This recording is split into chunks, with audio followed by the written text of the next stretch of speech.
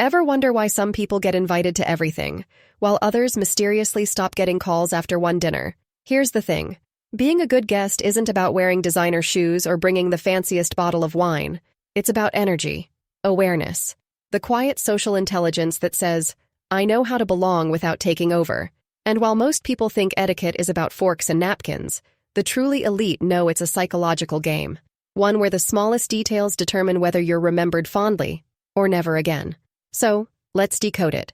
The 8 guest etiquette rules the truly elite never break. And trust me, the last one quietly decides whether you ever get invited again.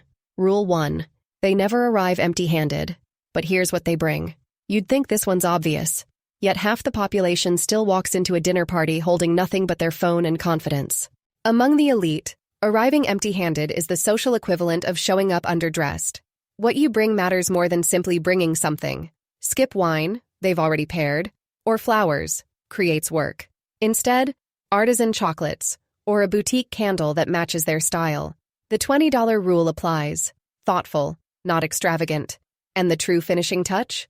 Within 24 hours, they send a handwritten thank you note. Not a text, not a DM, a card. Because gratitude written by hand still carries weight in a digital world. Rule 2. They arrive exactly 15 minutes late. Never early, never on time. Now, this one shocks people, especially the punctual crowd. We've all been taught that arriving early is polite, but in refined circles, it's a disaster. Here's why. If you arrive early, the host is still half-dressed, candles unlit, playlist unfinished, stress levels rising. You've just turned their final prep minutes into small talk. Arriving on time can be almost as bad. At dinner parties, on time still means interrupting those last few touches, plating, adjusting, taking a breath before guests walk in. The golden rule?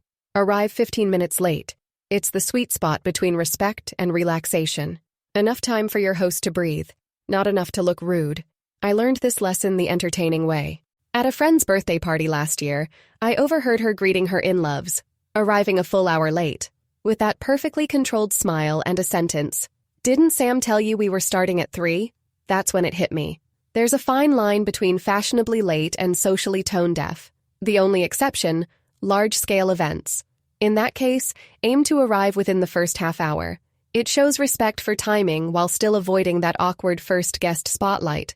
It's a small detail, but it separates those who merely show up from those who understand social rhythm. And flawless timing won't save you if you miss this next rule. Rule 3. They never compliment the food first.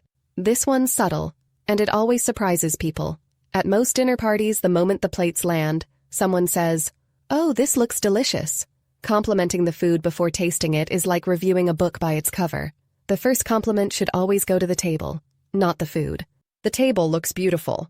The setting is perfect. The atmosphere feels amazing. Why? Because a meal is an experience, not just a menu.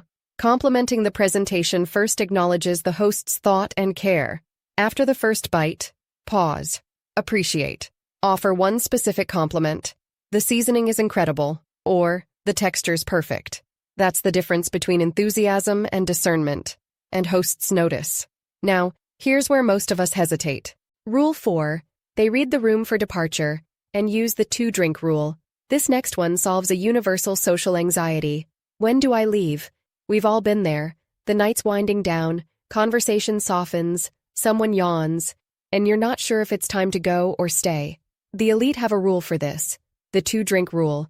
After your second beverage, whatever it is, start quietly reading cues. Is the host clearing plates? Turning down the lights?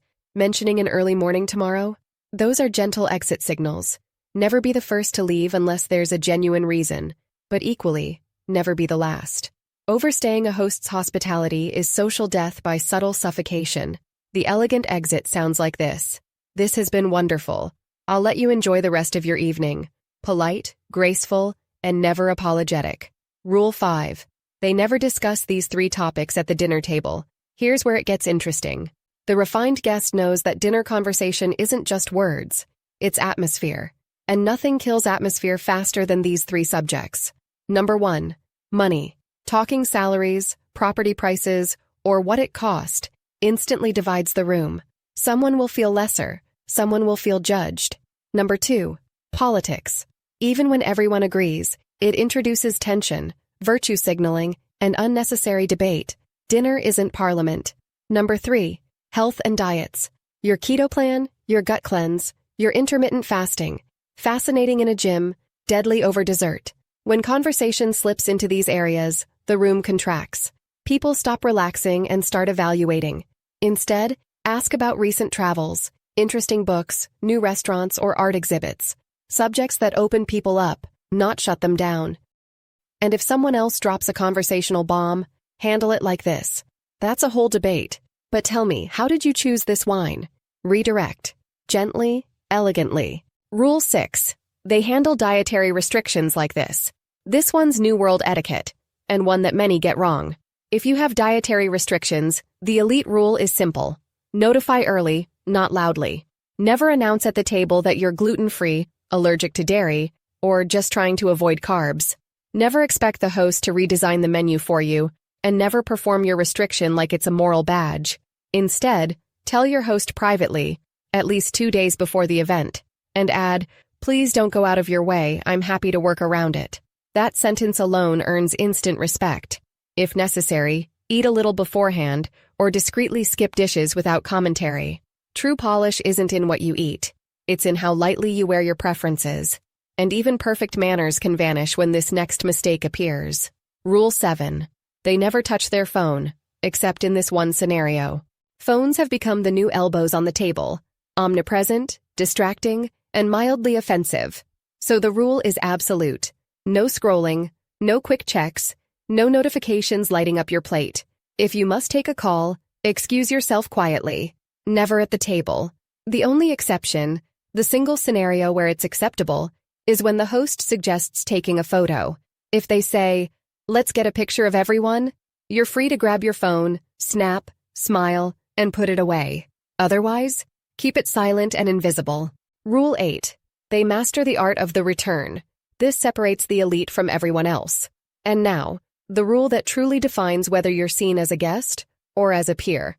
The elite never accept hospitality without returning it. It's called the rule of return. If someone hosts you, you must reciprocate within 6 months. That doesn't always mean throwing a dinner party yourself. If your space or schedule doesn't allow it, you can invite them to a favorite restaurant and pick up the bill. Or send tickets to a concert, a play, an experience that says, "I valued your company." It's not about matching extravagance. It's about demonstrating reciprocity. Some even keep a quiet hosting ledger in their mind, not out of obligation, but out of respect for balance. Relationships built on grace, not convenience, last the longest. So, we've covered 8 guest etiquette rules, from the art of arriving 15 minutes late to mastering the return. Now I'm curious, what's the most unforgettable guest behavior you've ever seen? Good or bad? I'll pin the most surprising one next week. And if you found this helpful, hit that like button and subscribe for more insights into elegance, psychology, and subtle power. If you need a little holiday inspiration, check my curated beauty and living pics, all linked below. As always, stay classy, manners matters.